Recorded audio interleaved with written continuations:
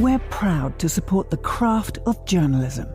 UBS brings you the latest news from around the world with The Globalist on Monocle Radio. Be part of an international network that brings together leading insights, research, and technology across 24 time zones and 12 key financial hubs, with you at the center of it all. UBS. Advice is our craft.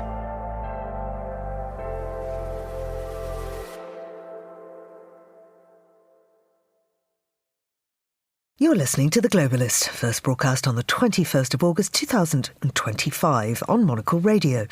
The Globalist, in association with UBS.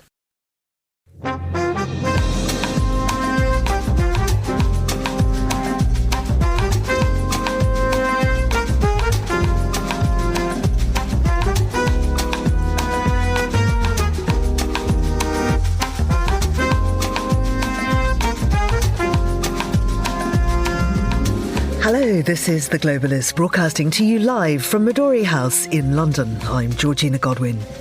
On the show ahead, the M23 rebel group in the Democratic Republic of Congo has killed over 100 civilians. Where does this leave the US and Qatari-backed peace talks and Trump's reputation as the great mediator? Then, the Maduro regime is not the legitimate government of Venezuela. It is a narco-terror cartel. The White House spokeswoman justifying the US moving warships off the Venezuelan coast, as Maduro counters by saying he's mobilized 4.5 million militia members. We'll ask where this is leading. We'll have a rustle through the papers and find out how the Czech automaker Skoda is becoming the unlikely champion of EV vehicles in Europe. Plus, my angle was to get the most of her feelings of how she felt, how she survived, how she documented the war. We'll discuss a new documentary about the late Palestinian photojournalist Fatma Husana. We'll analyse the outcome of the trilateral meeting between China, Pakistan and Afghanistan, and have an examination of 200 years of Franco-Brazilian friendship, before winding up with a roundup of news from the Nordics. That's all ahead here on The Globalist, live from London.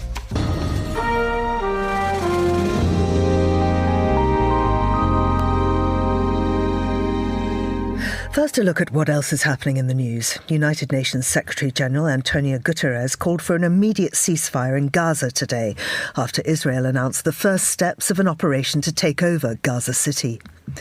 Russia says attempts to resolve security issues relating to Ukraine without Moscow's participation are a road to nowhere, sounding a warning to the West as it scrambles to work out guarantees for Kyiv's future protection.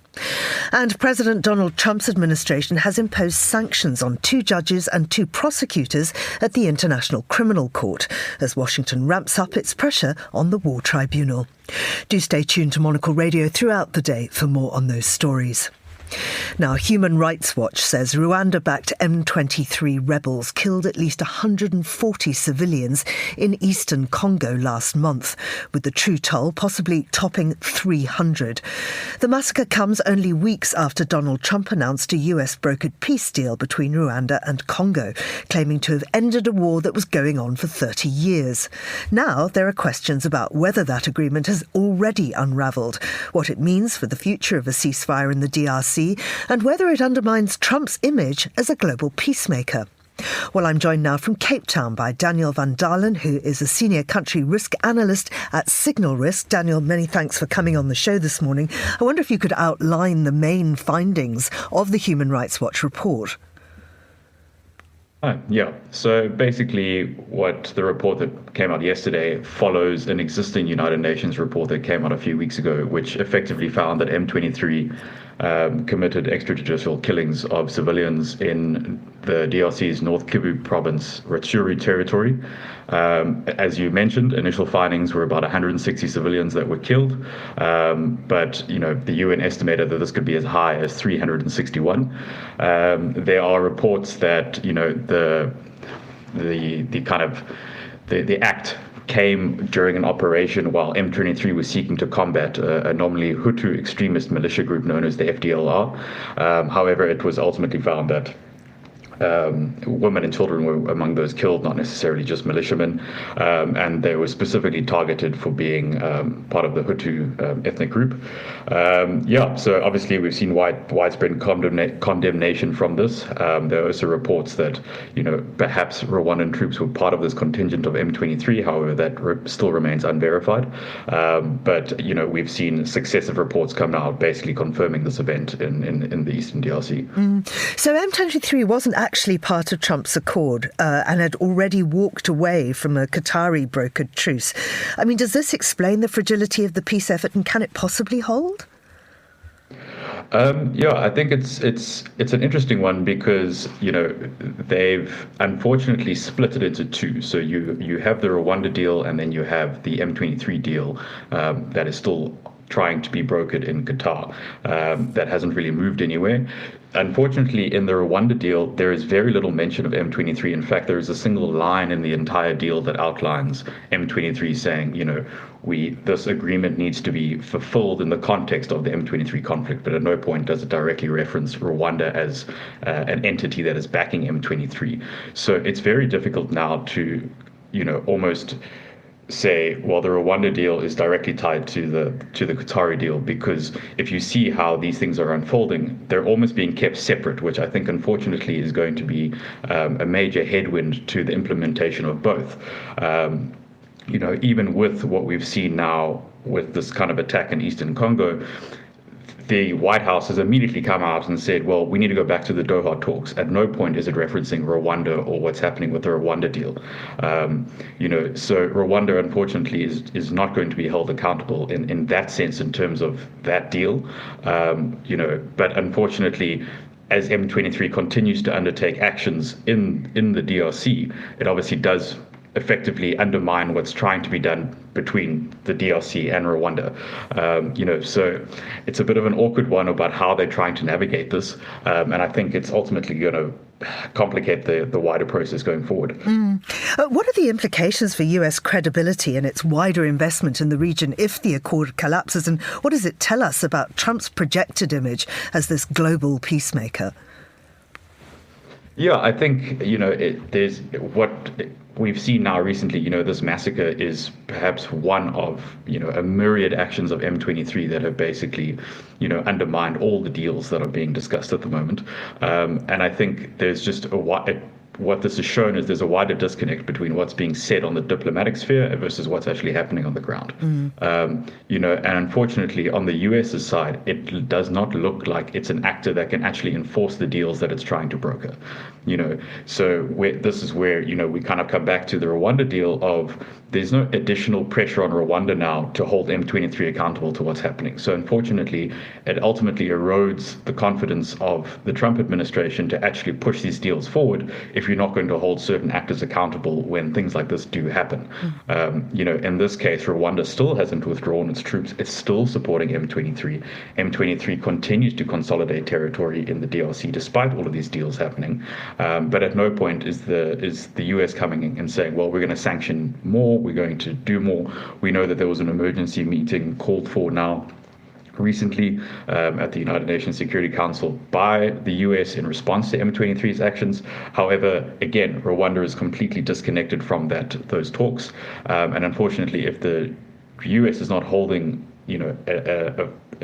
a country, a government that is directly supporting a rebel group in another country, if you're not holding them accountable, it undermines their, wider confidence in their ability to carry these things forward. So, that's it's going to be a challenging one to implement if no one's actually going to hold Rwanda accountable specifically. Yeah, because of course Washington has sanctioned some groups tied to the illicit mining trade and linked to M23's expansion, but that doesn't really seem to have had any meaningful impact. What could Washington do? What specific levers, diplomatic or economic or otherwise, could they use to force accountability or indeed troop withdrawal? So in this case, we can almost bring it back to M23's initial insurgency in 2012, 2013. when the US, and what ultimately contributed to the end of that was this kind of raft of sanctions that was threatened against Rwanda. Rwanda is still very much a donor-dependent economy. Obviously, we've seen huge growth in the economy over the past 10 years, but it's still very much reliant on foreign assistance. So in that sense, we've seen some European countries, try and, suggest more intense sanctions against Rwanda. But unfortunately, where the US and the wider kind of international community have fallen short is they're sanctioning individuals as opposed to the country itself. And obviously, there are socioeconomic risks that come with sanctioning a country, so it's obviously very difficult to suddenly impose that. But unfortunately, in Rwanda's case, more harsher sanctions against perhaps higher ranking generals, people within government, the suspension of military aid, for example, those types of things which we've really not seen, but within the space of a year in 2012, 2013, they came quick and fast. And that ultimately ended the M23 conflict then. But there's been a sensitivity this time around where there's been a bit of a reluctance on the side of the international community to really take any decisive actions against Rwanda. You can only do so much against M23, which is operating in a region. It's making itself its own money. Sanctions can only do so much against the group itself. But if you start sanctioning the actor that is supplying it with advanced weaponry, training, all of those types of things, you will have a much more significant impact than just, sanctioning actors that are facilitating the illicit mineral trade or some generals within the Rwandan military, So there's definitely scope for enhanced levers. Just before we go very quickly, not only is the West not sanctioning Rwanda, but Paul Kagame seems to be an absolute darling to America and particularly to the UK. Yes, yeah, it's been an interesting one to track. If you look in the post-genocide context, obviously Rwanda, the international community very much failed Rwanda during the genocide, and I think there's been a big effort to kind of rebuild the country, and with that has come a relationship that has been built, and especially if you look at the US Rwanda military ties are quite strong. Rwanda has kind of served as this peacekeeper on the continent. If you look at what it's doing in Central African Republic, if you look at what it's doing in Mozambique, the Rwandan army wins accolades for its outstanding performance under these kind of circumstances. So unfortunately, you have a government that has built itself up to be a positive actor for the West as, military diplomacy. It's done very well in doing that. And unfortunately, and I think this is where the difference is between 2012 and 2013, Rwanda has become a reliable military partner on the continent. It's become, the UK wanted the migrant deal. The US is now doing its own migrant deal with Rwanda. It's a key partner. It's got a very different relationship with the West than it did, 12 years ago. So I think, you hit the nail. It is the darling. And that's, it's going to be very difficult for these countries to now turn around to what has emerged as a stable military and, economic partner and say, well, actually, we're going to sanction you. It's now a very different context. Daniel, thank you very much. That's Daniel van Dalen, who's a senior country risk analyst at Signal Risk in Cape Town. This is The Globalist.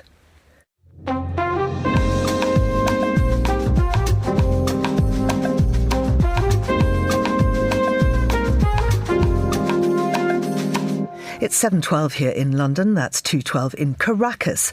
The White House says it's prepared to use every element of American power as US warships take up positions off Venezuela's coast. Nicolas Maduro has responded by mobilizing 4.5 million militia members across the country, with Washington and Caracas trading threats. Well, let's look at where these heightened tensions could lead. To do that, I'm joined by Oscar Guardiola Rivera, who's a professor in international law and international affairs at Birkbeck College. Oscar, it's lovely to have you back on the show.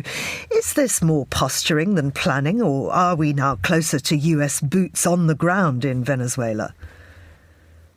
Well, it does seem we are getting some traction behind the previous statements we have heard from the US about their attempt to use force against the cartels. However, most analysts do believe that this is posturing, that it would be unrealistic to think that troops could succeed in the long run, either in Venezuela or elsewhere in the fight against drug cartels. How credible is Maduro's claim to have millions of militia ready to fight? Well, that claim can be traced back to the time when Hugo Chavez himself organized civilian circles against the possibility of an invasion by the U.S. or any foreign force. The real question behind it is, of course, what would happen in the event of an invasion. I mean, Venezuela is a very, very big country with a very different geography. And it would certainly, inspire the intervention of ALBA-associated countries to defend Venezuelan soil. Mm-hmm. Well, Washington has framed this as a counter-narcotics move. Does that hold water? Apparently not. U.S. intelligence agencies themselves have cast doubt on the theory that the Venezuelan president, Nicolás Maduro, directs gangs like the Cartel de los Soles or Tren de Aragua. Listeners might recall an intelligence memo which was leaked in previous weeks, whose release angered top officials, casting doubt on that theory. That memo has since been ordered a rewrite. The US has now doubled the bounty on Maduro's head. Is this a legal maneuver or a symbolic pressure tactic, and will it have any impact either way? Well, the Justice Department of the United States had accused top Venezuelan officials of running the Cartel de los Soles to traffic drugs into the U.S. And part of the theory is that it is, its head would be Nicolás Maduro. The State Department recently declared the Cartel de los Soles to be a terrorist organization, but experts also say this claim may be overstated, and they can be right, because we're talking about very different organizations from the ones that we have grown accustomed to in the 1980s or 1990s or in TV series, rather than a hierarchical organization with a sort of boss at the top. These kinds of organizations are more a network of networks within the military and others. And so, again, this means that the kind of threats that the U.S. Is ramping up wouldn't be useful. As we've discussed, Maduro's line has been to rally nationalism. Do you think that this could actually strengthen his domestic standing? Does he have an even greater grip on power? I have no doubt that is the effect of these kinds of threats. I mean, there is a very long history, as listeners would know, of tense relations between the United States and several Latin American countries. And of course, in all cases, that history means that people in Latin America would react en masse, the majority of them, against this kind of either rhetoric or action. And finally, Oscar, where does diplomacy fit in? Is anyone mediating, or has that space closed? Well, we don't know of any current mediations, and there are, perilous signs of certain individuals being, named within the U.S. Department of Defense. And I'm thinking of Joseph Humeyer, who was appointed this summer to be the head of policy focusing on the Western Hemisphere, whose track record makes it very difficult for diplomatic channels to work. I mean, this individual in particular has been found to have been the leader of a sort of security think tank that fabricated fake news about Tren de Aragua being headed by Maduro and so on. So those kinds of of presidents do not help diplomacy. Having said that, the relationship between the current U.S. administration and the Venezuelan administration has been ambiguous. I mean, just months ago, we learned that U.S. Oil companies would still be allowed to exploit oil in Venezuela, and that's ultimately that's what really matters in this case. U.S. would have a certain need for Venezuelan oil. And at least on that basis, certain newer talks could happen. Oscar, thank you very much indeed. That's Oscar Guardiola Rivera, who's a professor in international law and international affairs at Birkbeck College. Now, still to come on the programme.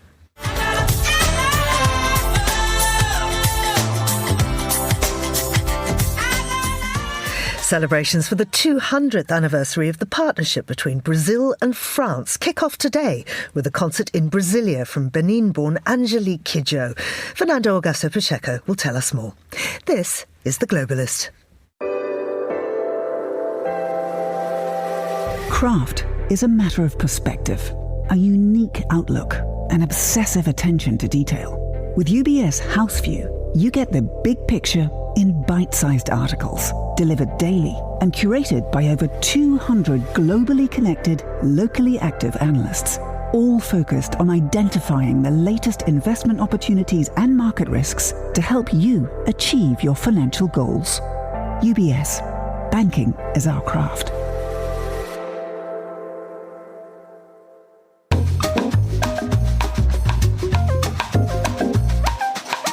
Well, let's continue now with today's newspapers, and joining me in the studio is Latika Burke, who's a writer-at-large for the Australian publication The Nightly. Good morning to you, Latika. Good morning, Georgina. As we're reporting in our headlines, Palestinians are fleeing Gaza City. Israel says that first stages of assault have begun. Of course, they want to take over the entire territory. Tell us more.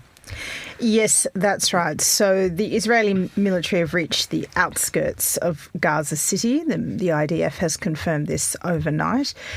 And this, of course, raises all sorts of questions about the next stage of the war. When Benjamin Netanyahu said that, or floated the prospect of Israel occupying Gaza, not only did it horrify many Israelis, it should be also pointed out and made very clear, but some of the jiu-jitsu interpretations were that he was trying to force Hamas to the negotiating table once and for all, to release those hostages and agree to a ceasefire. Well, actually, this week we've seen progress on a bit of this. Egypt and Qatar have come out and said that Hamas has agreed to a ceasefire. What we don't have is the Israeli response, and instead we have this incursion now into Gaza City. So that raises questions about whether this has been Israel's motive all along. Reading in the New York Times this morning, Bezalel Smotrich, the very hardline far-right finance minister who supports Netanyahu's government, is being quoted as saying the idea of a Palestinian state is being erased from the table. Every town, every neighbourhood, every housing unit is another nail in the coffin of this dangerous idea. Now, that was in relation to the Israeli government at the same time approving a settlement project of 3,400 housing units in the heart of the West Bank. So you can see here this cleavage really from where the international community broadly is at in their expectations of how Israel has conducted its war against Hamas, and Israel and the United States siding on one side. Of course, this will open up a new front of, or a new dimension, if we can even get any further, of humanitarian catastrophe in Gaza. Israel says it's taking in tents to set up for Palestinians displaced. But of course, I think the next few weeks, if this occupation does go ahead, will be dominated by humanitarian stories. And this time, it's going to be very difficult for Israel to say it's all Hamas's fault. Absolutely. Now, the other huge story today, of course, is, and of the last few weeks, Trump inserting himself into the dialogue in both Israel and in Ukraine.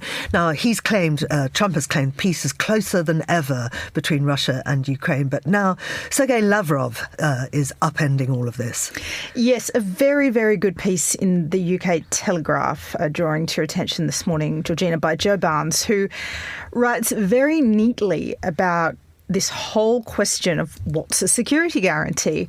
Well, it turns out a security guarantee and the way that the United States has talked about it, particularly Donald Trump himself, and I'm told as early as last Wednesday when he was briefing European leaders, one person on that call told me Donald Trump proactively raised the idea of the United States providing Ukraine and Europe with a security guarantee 3 times, making it very hard, of course, for the United States to walk away from offering this, unless, of course, what is a security guarantee turns out to be something very different to the United States, to Russia and to Europe. And that appears to be what is taking shape. So Joe Barnes looks back to a 2022 document where Russia agreed a security guarantee with Ukraine that would also include a China-Russian veto. And it was basically a bit of an Article 5. It would say that if everybody agreed Russia had attacked Ukraine, Europe could come to Kyiv's defence. And these would include Italy, Britain, France, Israel, Germany, Turkey, Canada, the United States as possible guarantors. But of course, if China and Russia have a veto over that, why on earth would there be any incentive for them to say, yeah, OK, cool, come on and attack us back? And that's why that security guarantee never got ahead. So Joe Barnes questions whether when Steve Witkoff, who is Donald Trump's special envoy, who was boasting to US media on the weekend after the Alaska summit, we got a huge concession out of the Russians. They agreed to a security guarantee and it was an Article 5-like guarantee. Was that what Sergei Lavrov was talking about? Is that what Russia agreed to? Because if so, that is no security guarantee that anyone can sign up to.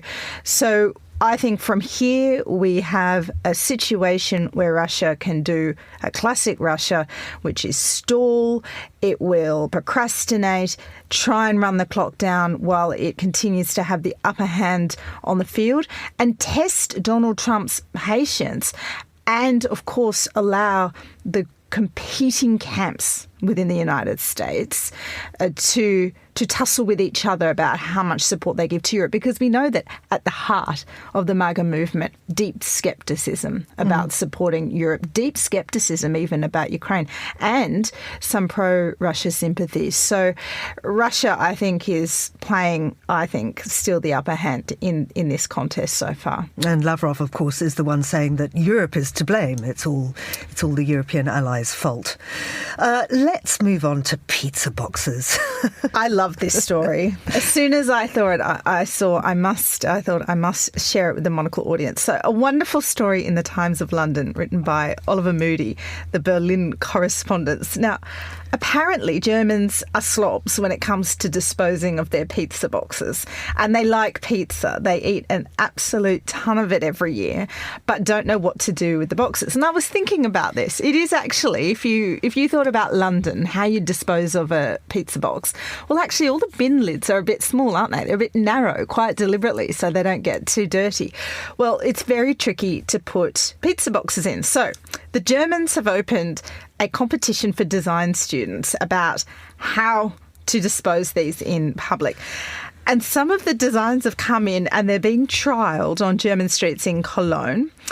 Now, to describe this image to you, Georgina, it's a bit like a silver, I think a narrow sort of bin, the style you would see cigarettes being put out in. But there's slots on each side and then you kind of put your pizza box in on the side and I would say 7/8 of it hangs out over the top of this bin. So it's not sitting on the ground at all. It hangs out in the air with a slot provided for it in this bin. Maybe that's not a good description, but it does sound as bizarre as that sounded. And I'm not so sure that this is going to take off, because you could actually see yourself walking, if you're getting close to these bins, walking into these pizza boxes. And then what's not to say someone just comes and bumps into them or deliberately takes them out because they're sitting there right in plain sight. But look, if anyone has good ideas about how to dispose of pizza boxes, the Germans need your help. SOS. Absolutely. Latika, thank you very much indeed. That's Latika Burke, who's the writer-at-large for the Australian publication The Nightly. You're with The Globalist on Monocle Radio.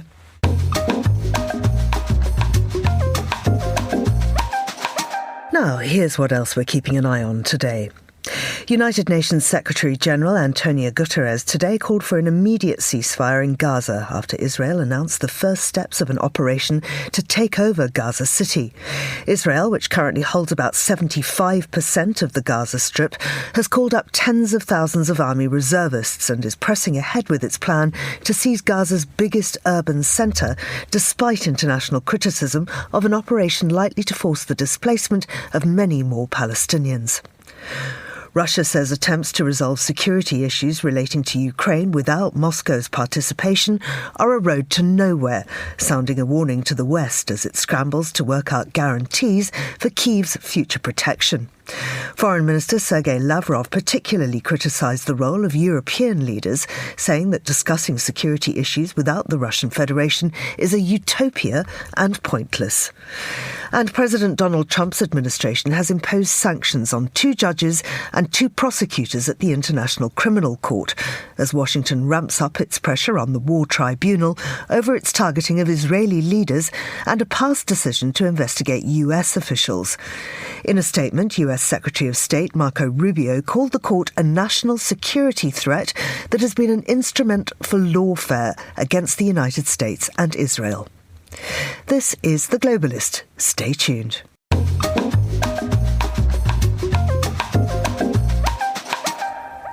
Now, for a look behind the headlines, here's Monocle's Julia Jen on how Czech car maker Skoda is transforming itself into an unlikely competitor in the EV market.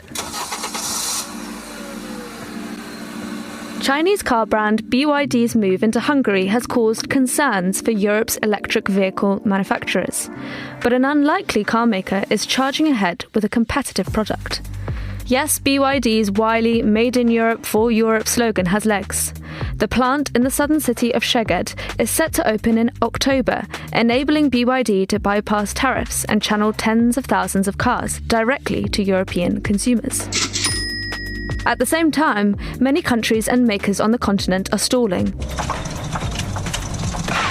Germany's automotive exports fell by a quarter between 2016 and 2023, while Italy's Stellantis, which owns Fiat, Peugeot and Jeep, produced almost 30% fewer passenger cars in the first 6 months of 2025, compared to the same period in 2024.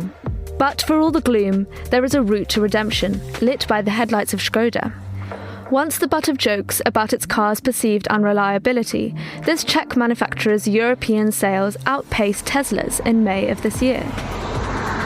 With the rejuvenated brand, flexibility on the production line, and an expanding range of affordable EVs, Skoda is coming into its own as a champion of Europe's car industry. That was Monocle's Julia Jen. For more from Monocle's editors and correspondents around the world, do sign up for our free daily newsletter, The Monocle Minute, at monocle.com/minute. And for more stories like this, Monocle's mobility issue is available on newsstands today. This is The Globalist.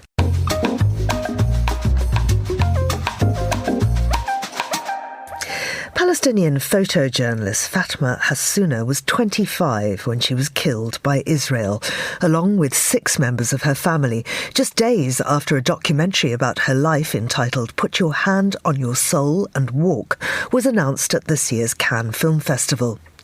The film's Iranian director, Sepida Farsi, spoke to Monocle's Hassan Anderson about making the project entirely over video calls. Hassan began by asking Sepidi what it was like to form a friendship with Fatma over a year as Israel's destruction of Gaza continued to worsen. Well, I was more and more desperate, this decimation, as you call it, or the annihilation, the deliberate annihilation of Gaza by Israeli army and the killing and targeting of journalists, all the while blocking the non-Palestinian journalists from getting in there. It made me more determined about the fact that what I was doing was essential to getting something out that the world was missing.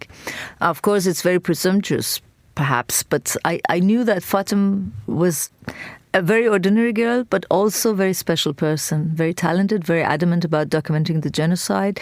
And my angle was to get the most of her feelings of how she felt, how she survived, how she documented the war, and what does it mean to be under the bombs, And I have a little experience about that, being an Iranian who's lived a few years of war in Iran before I left, and also about being stuck in a country and not being able to leave.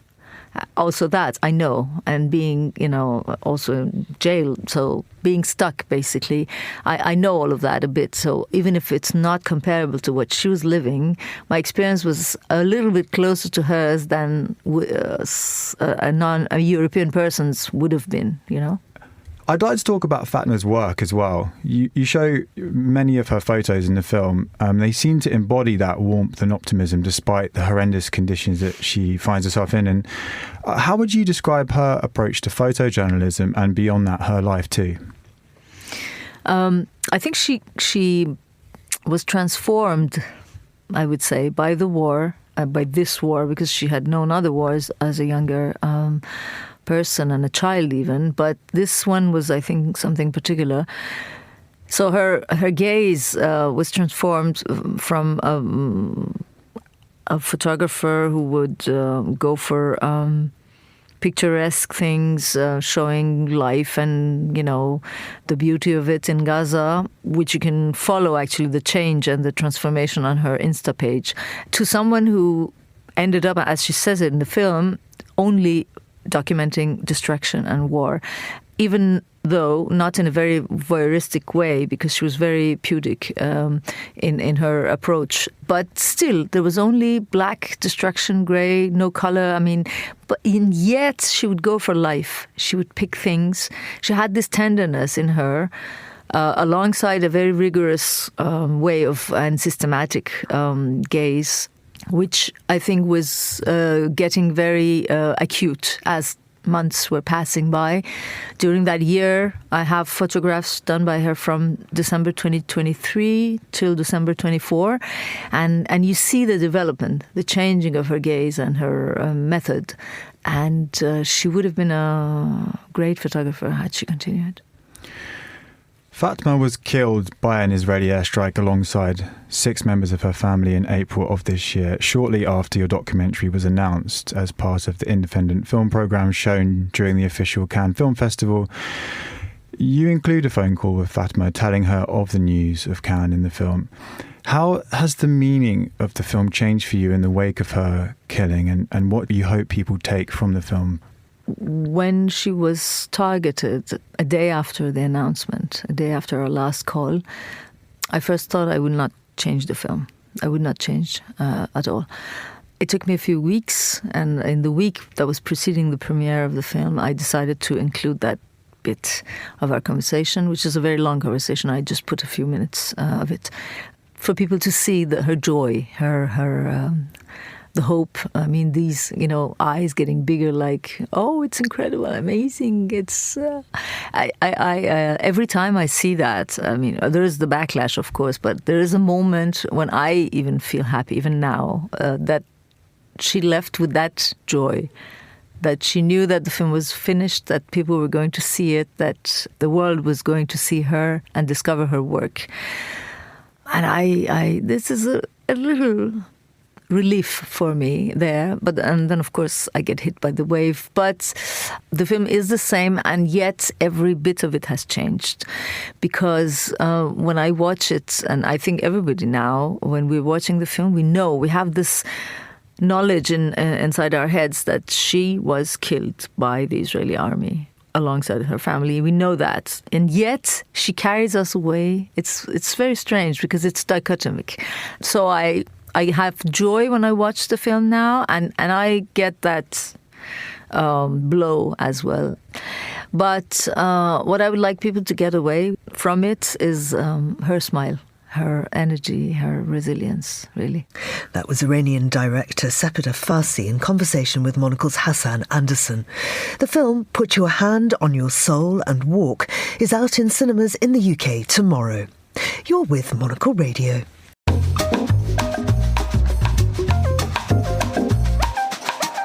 In Kabul yesterday, Pakistan, China and Afghanistan's Taliban government agreed to extend the China-Pakistan Economic Corridor, or CPEC, and pledged to cooperate on counter-terrorism.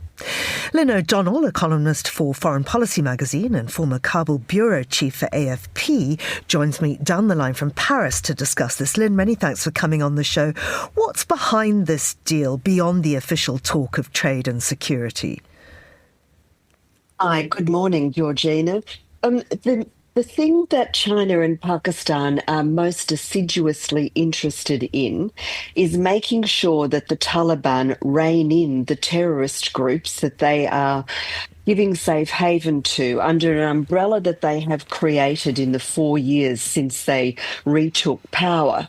There's about, almost 24 terrorist, jihadist, listed organisations designated as a danger to global security that are safe under the Taliban's rule in Afghanistan. Afghanistan has essentially become the centrifugal force for global terrorism.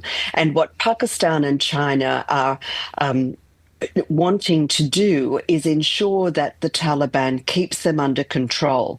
There's at least two groups that are directly threatening the Pakistani state, and at least one group that directly threatens the Chinese state.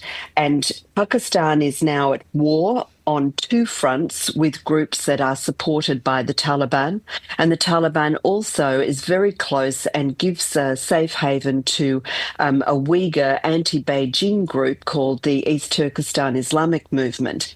And both states, Pakistan and China, are desperate that the Taliban keep them under control.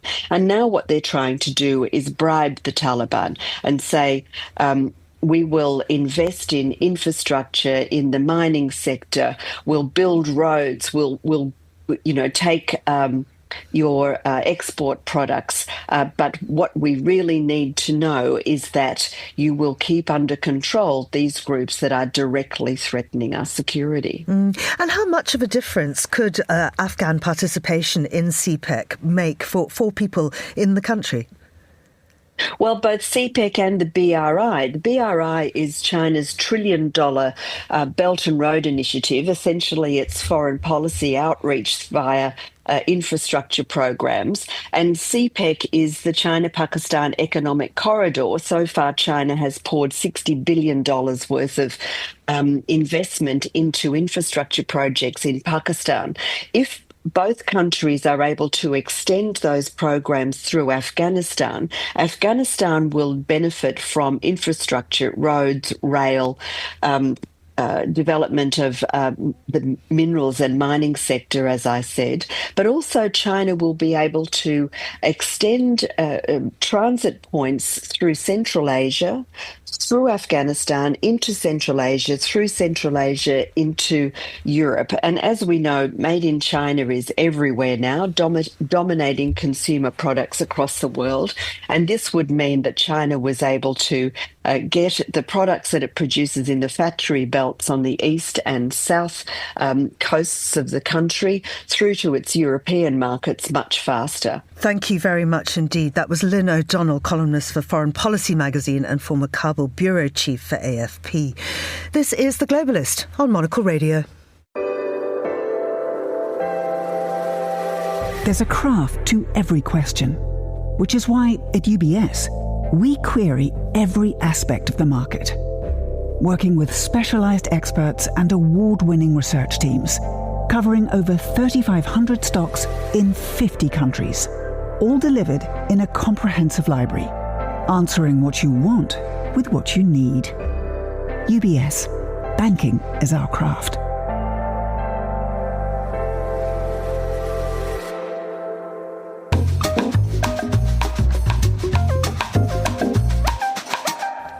"2025 marks 2 centuries of diplomatic relations between Brazil and France, and both countries are taking the opportunity to celebrate in a big way. France has been embracing a Brazilian summer with art exhibitions dedicated to the South American nation, as well as plenty of concerts held by Brazil's most acclaimed musical artists. And now it's time for Brazil to celebrate, kick-starting with a free gig today in Brasilia by Benin-born singer Angelique Kidjo, with more than 300 attractions in 15 Brazilian cities to follow. Earlier, Monocle senior news editor Chris Chermak spoke to our resident Brazilian and Francophile Fernando Augusto Pacheco to find out more about the significance of the celebrations. So, Fernando, before we get to what's going on in Brazil, we're going to start with Paris and France, because it's been something of a Brazilian summer in the French capital. What does that look like? Very much so. The celebrations started in April, and for context, this year marks, the friendship between both countries for 2 centuries. And it's interesting, Chris, because other countries like the UK are also celebrating 2 centuries of friendship with Brazil. But in France, it's different. It's been a huge Brazilian presence this summer, especially in the world of arts, of food, of music. I can give you a great example. We had an amazing installation by Ernesto Neto, a Brazilian artist, at the Grand Palais. We had the first Brazilian artist to have a solo exhibition at the Musée d'Orsay. So there's been kind of an exchange, and I know that French people love Brazilian music as well. So we had gigs by artists like Seu Jorge. I know this almost happens every year, but I think this year has been extra special. I was going to say, has this been somewhat organized, organic? What's your sense? This year was not quite organic. It was organized. Lula and Macron in one of their many meetings, because as you know, they have a bromance, let's be honest here. They decided that they would have those kind of cultural celebrations in 2023. It was kind of, apparently I was reading in a Brazilian article that was kind of a last-minute decision that they added to one of their meetings 2 years ago, and now is this beautiful celebration. So we've had the beautiful celebration in France since April, and now Brazil will be returning the favor, as it were, starting today, specifically paying homage to France and the relationship. What does that look like? Absolutely. As you know, I landed from São Paulo earlier this weekend. There were a lot of You posters. just missed it, Faye. Were you tempted to kind of keep going a little bit longer? I should have stayed. But then I saw a lot of posters, Brazil, France. I was a bit confused at the beginning because I know France already had their kind of Brazil year earlier this year, but now it's our turn. So yes, indeed, Angelique Kidjo from Benin is going to do a free gig in Brasilia today. So if you are in Brasilia, do go and see her, one of the best artists currently. And this is the kickoff. This is the kickoff, and of course she's from Benin. And I think the French organizers, they want to show perhaps a different side of French culture, also from the former colonies as well. To not just kind of your typical kind of French cliches as well. There'll be art exhibitions in 15 different cities. I think I was looking at the extensive list, over 300 events. So as I said, it's going to be quite big, and it's been quite well reported in the Brazilian press. And can you explain where this is coming from your perspective? As you mentioned at the top, it has been 2 centuries of friendly relations with the UK, for example, as well, but there's a lot less marking that one. What is it about the French-Brazilian relationship right now? First thing, bromance, right? That's for sure. Second thing, France invests a lot in Brazil.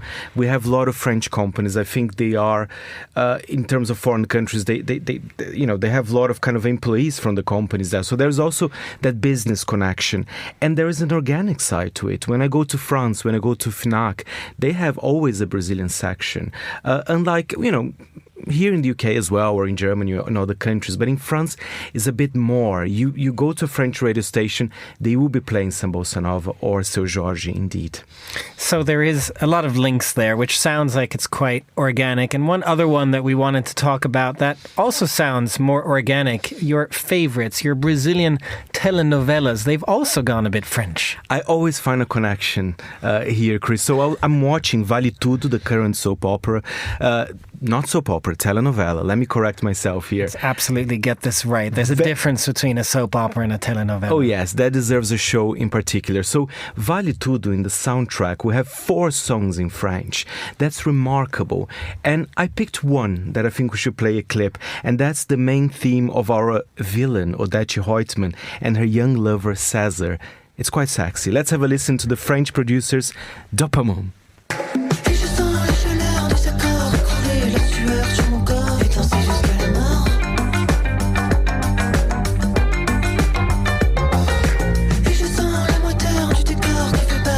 Wait, that's the villain track? That's the villain, but she's a sexy villain, you know? She's very nice and she loves champagne. Another French connection. In fact, the last That episode, one just came to you, I feel like, live right here while we were speaking. It just came crazy. It's really interesting. And it is champagne. It's not any cheap whatever kind of sparkling. It is indeed champagne, an expensive one, because she's a billionaire, the owner of a multinational. And where is this coming from? Why in the telenovelas is France and French music suddenly a part of it? Maybe it's time for us to pay the return that they love Brazilian music. We also like French music, and I'm very happy. It's not just the Charles Aznavour, you know. We have new, interesting music like this one we just heard. Just finally, Fernando, going back to that bromance, because when you mentioned the special relationship, I mean, can this outlast this hand-holding and the specialness that we see between Macron and Lula? Yes, and even, funnily enough, Lula was posting on his social media that he had a call with Macron yesterday. Interestingly enough, he didn't mention that cultural side of thing that's been done. He was in June in Paris. The Eiffel Tower was, colored with the Brazilian colours, but they spoke a lot about COP30 in Belém. So I think Macron and Lula, they also have that in common. They want to talk about the environment, and I think Brazil is very keen to push its agenda to the world. So I think there will be more meetings and more bromance ahead. Monocle's senior correspondent Fernando Augusto Pacheco and Monocle's senior news editor Chris Chermak there. You're listening to The Globalist on Monocle Radio.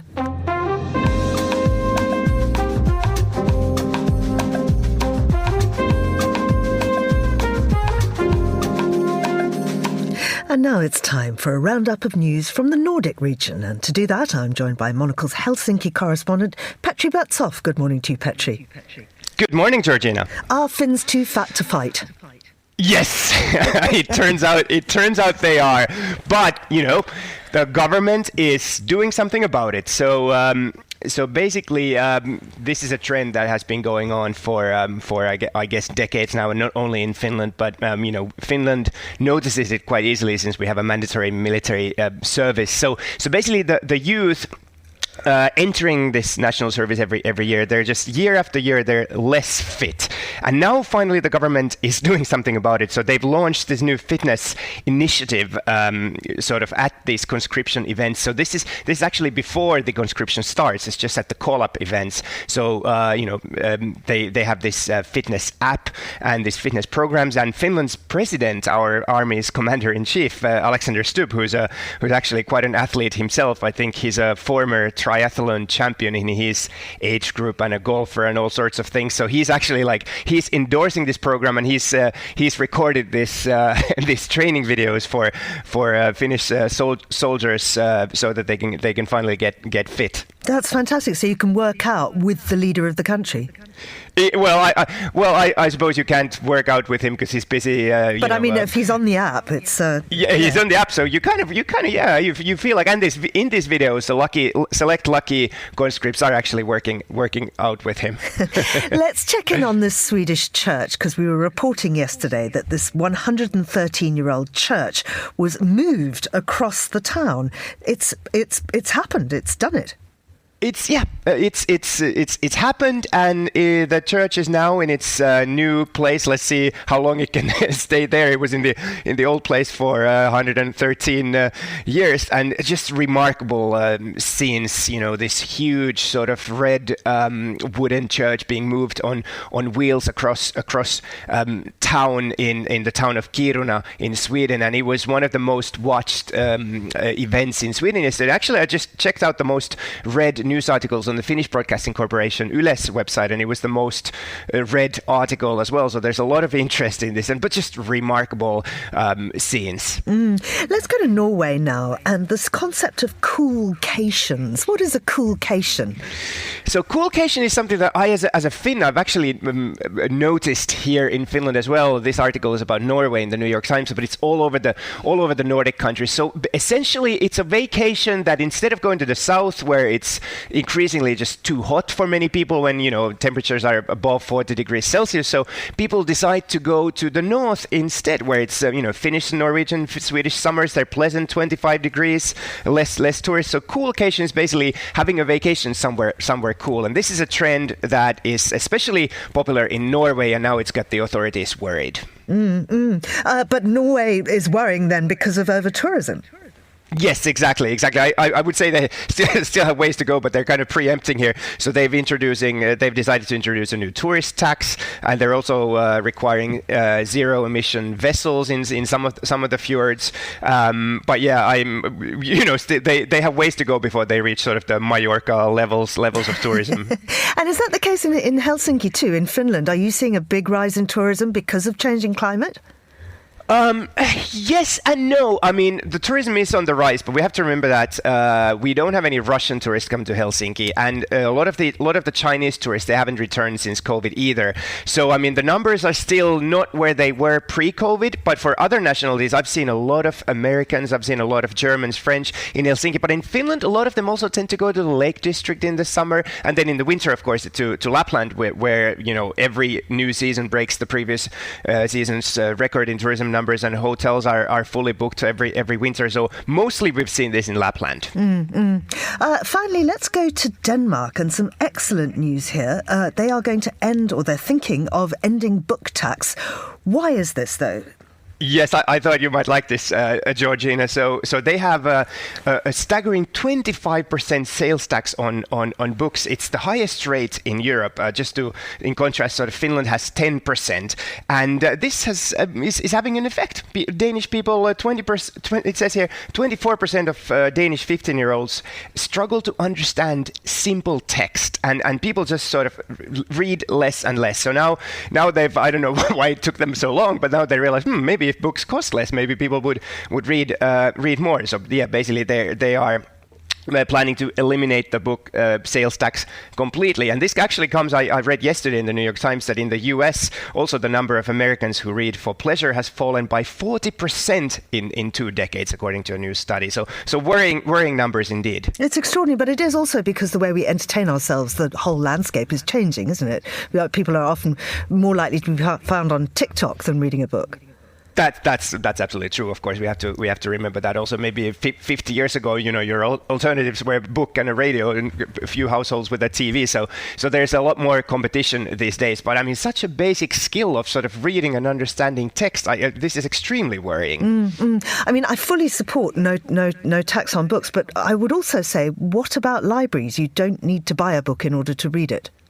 That's correct. And Finland is a good example here. I think we have among the highest rates of library use. I mean, mind you, the readership rates are dropping in Finland as well, but not as drastically as in Denmark. And Finland has, because of this, has lowered the tax. But yeah, it's not only about the sales tax. You're absolutely correct. I mean, having a good network of public libraries for so many reasons, not only reading, but just bringing books, making it easier for people to get access to books. I think that's the key here. Absolutely. And if you'd like to listen to a completely free radio show about books, Meet the Writers and its vast archive of interviews is available. Petri Betsov, thank you very much indeed. That was Petri in Helsinki there. And that's all we have time for today. Thanks to our producers, Monica Lillis and Hassan Anderson, our researcher, Henry King, and our studio manager, Flynn Simons, with editing assistance from Lily Ofston. After the headlines, there's more music on the way, and the briefing is live at midday in London. The Globalist returns at the same time from Zurich tomorrow. That's with Emma Nelson in the presenter's chair. I'm Georgina Godwin. Thank you for listening.